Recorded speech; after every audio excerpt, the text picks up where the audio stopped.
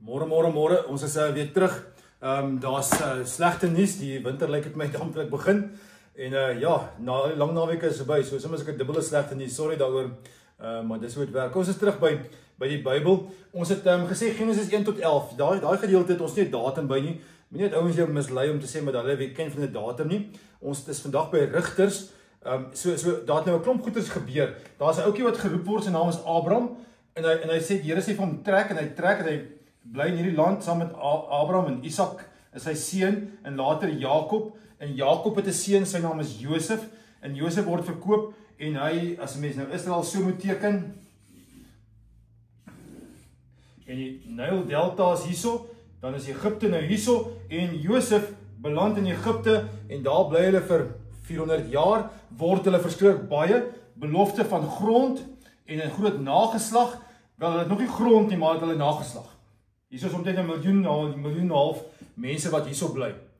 Moses kom, Moses trek uit en 'n tripie wat van hier af na die beloofde land wat hier is, wat so 2 weke moet duur, is eventually 40 jaar se trek.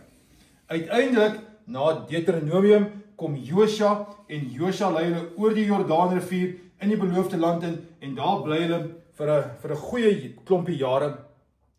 350 van hulle. En dis wat ons vandag is. Rigters. In hierdie land het hulle die land verdeel in sekere streke en elke streek het sy eie goedes wat gebeur, maar hulle kom nie in 'n skoon land nie, daar's ander ouens wat daar bly, so hulle moet oorlog maak om daai ouens uit te kry. En die boek Rigters is die verhaal van eintlik 12 van die rigters waarvan 6 grootes is en 6 kleineres is. Kom ons los die kleineres uit. Die 6 groteres is 3 baie grootes en 3 wat klein begin. Die eerste 3 is Otniel en Ehud en Deborah, 'n dame, so is interessant dat dit ook deurkom. Bloederig gespil. Ek wil daar word 'n tentpen deur 'n ou se kop geslaan. Dis nie staf wat jy vir kinders vertel nie. Maar daarna kom maar 3 ander ouens. Gideon, aangrypende storie. Minderwaardige karakter. En die Here rig hom op. Sê vir hom jy's 'n warrior. Belangrike boodskap, preek vir 'n ander dag. Daarna is dit 'n baie vreemde verhaal, die verhaal van Jefta wat sy dogter moes doodmaak. Ek verstaan nie daai verhaal nie. Daar's baie al geskryf daaroor, maar dis 'n baie moeilike. Maar daarna die mees promiskuë karakter van hierdie klomp rigters was Samson geweest. Ons ken die ou wat begin het met 'n baie mooi, goeie lewe, eindig weer goed, maar tussenin 2 probleme gehad. Mag en girls, sy ondergang. Hierdie goeters het hom down gemaak. Die resep wat hierso plaasgevind in die rigtertyd was altyd, eerste, die volk maak droog. Hulle loop agter alles aan.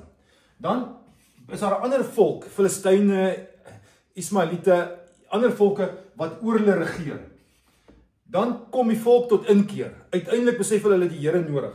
Dan stuur die Here 'n rigter, een van daai 12 ouens. In die 350 jaar, daar was seker meer geweest, maar in daai 350 jaar het hulle hier gebly, voor konings daar was die rigters daar om hulle uit te help. En dan word hulle uitgehelp, hulle word gered.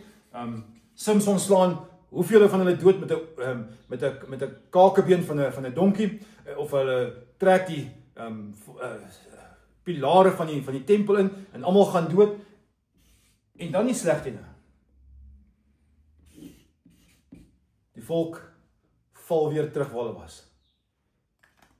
Dis eintlik 'n sad storie. Dat die Here kort aangeroep word en na rukkie weer vergeet word van. Laat my dink aan ons, nee. As dit slegte tye is, dan roep ons die Here asseblief help. Dan gaan breek ons soos 'n spaarwiel, sit met op om net so 'n bietjie en dan later dan vergeet ons hom weer. Daar's so 'n refrein wat so dwars deur die boek loop.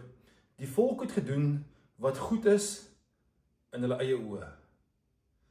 Die volk het gedoen, Suid-Afrika het gedoen wat goed is in ons eie oë.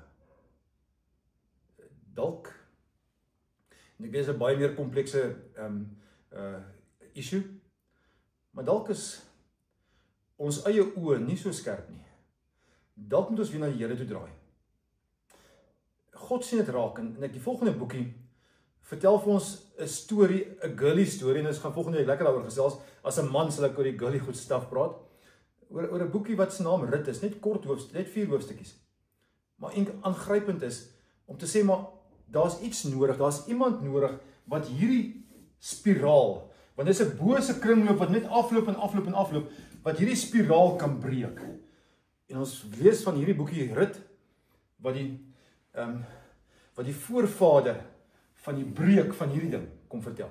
Ek sien uit om julle volgende week daaroor te sien. Maar Here, ons vra om verskoning. Ons vra om verskoning want ons dink ons het al die wysste in pag. Ons het nie, Here.